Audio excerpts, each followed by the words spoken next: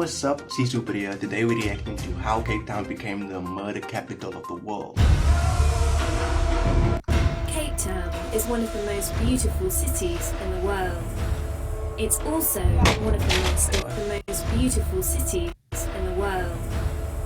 I disagree. I haven't been all over the world, but I don't really think Cape Town's that beautiful. I don't know. Also one of the most dangerous. We're taking a closer look at a wave of deadly violence sweeping across Cape Town, South Africa. Over the past decade, a lethal mix of gang surge in the murder rate. Certainly in many areas there is a crisis. The lid has just been taken off the boiling kettle and it's boiling over. Last year, more than 3,000 people were murdered here. The number has doubled in a decade. In some areas, the situation is so volatile that emergency services refuse to enter. How did Cape Town reach crisis point?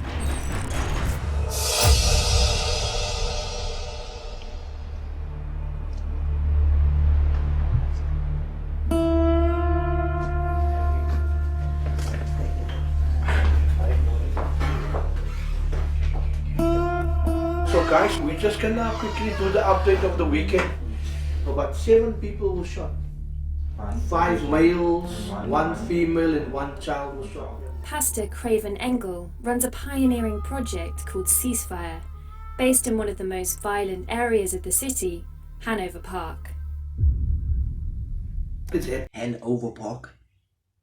It's Hanover Park. I'm 100% sure that Hanover Park. Hanover Park.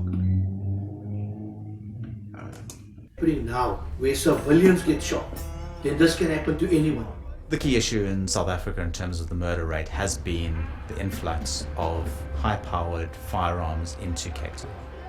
Many of these guns aren't coming from criminal networks, but from the police. I've heard about that. My who is a policeman, she tells me about that all the time. It's crazy. In 2016, Chris Prinsley, Because I'm into guns. I would like to have a gun one day. Hopefully get my gun license and shit. I don't know where the hell do you buy a gun? If you're also ever gonna know where to buy a gun, please tell me. I don't know. I would like to know. Guns are dangerous and shit. Don't be playing around with it. a former police colonel, pleaded guilty to selling 2,400 guns to an arms dealer who sold them on to gangsters.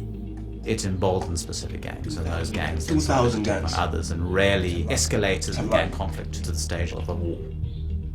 Investigators have linked more than 1,000 murders to these He's not selling the guns for no reason. He's selling it for a reason. The reason he's selling it because he ain't making enough money, bruh. Give him more money. He's a policeman. They don't make that much money. So I understand why he did it. It really ended up being bad, obviously, because there was obviously a lot of murders and shit that came from it. But that's not his fault.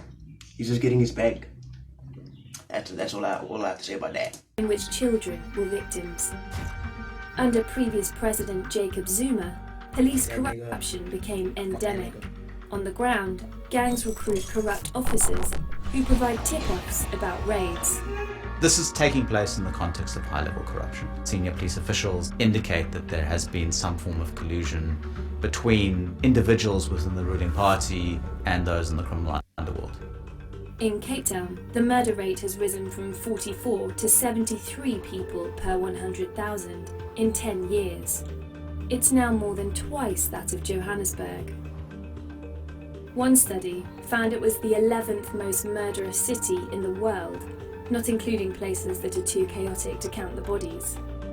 The crisis in Cape Town is the result of a toxic mix of factors, the roots of which go back. Cape Town is the result of a toxic mix of factors, the roots of which go back more than half a century. Violence in Cape Town also has particularly strong historical driving factors. The city is particularly divided socially and spatially. In the 1960s, the apartheid regime forcibly removed mixed-race people, known in South Africa as coloured, from the inner city centre. Colours are not mixed race. Stop saying that. My dad is coloured, my mom is coloured, I am coloured. Stop saying that. I hate that, bruh. Stop saying that shit. I literally hate that shit, bruh.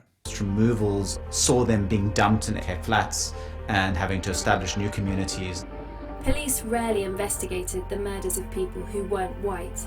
Their neglect allowed criminals to terrorise these black and coloured townships. In these particular contexts, you saw gangs flourish. Conditions in many of these communities haven't changed that much. Today, the area still suffers deep-rooted socio-economic problems. In one precinct, Philippi East, 93% were victims of crime in 2016. You can never cluster so much people in such a small space together with no economic development, with no recreation, with no job creation. It's a recipe for self-destruction. 40% of young South Africans are unemployed. President Cyril Ramaphosa calls it a national crisis.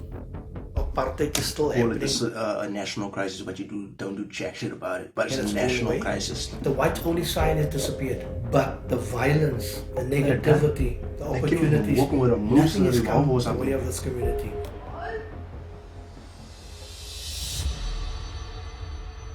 Crazy.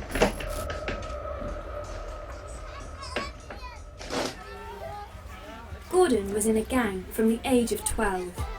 After spending almost a decade in prison, he left. Alright guys, yeah, this should be happening, bro, and it's gonna keep happening. There's a divide. I don't know if I said that in the video, but there's definitely a divide between the people, and there's a civil war going on between colored people in itself because gangs are fighting over territory and things like that, and a lot of unemployment. One thing that I can say about the unemployment rate that I think is a problem is like these grants, the SASSA grants. It's bad because like how much is it? Like 500 rand or 300 rand? I think it got up to 500. Might be wrong, but the last time I checked it was like 300 rand. Like I would see people, a bunch of people lining up at the post office to go get their SASSA grant, their monthly SASSA grant. And it's like a long ass line, but like I'm talking, like it goes around, it goes from the start of the street and goes all the way to the end street. It's how long the line is, bro. And it's all colored people. It's all of them was colored people, bro. Young and old. I would understand the old people, they have the pension and stuff, but the young people, they can go get a job. Like, I don't care where you come from, I want your education. You can get a job. My name is Sisu, bro. Make sure you share this video with your friends. Like the video if you did. Put on post notifications to get notified when we upload. Subscribe to the channel. Help us reach to 300 subscribers. See you in the next video. Peace out. Thanks for tuning in.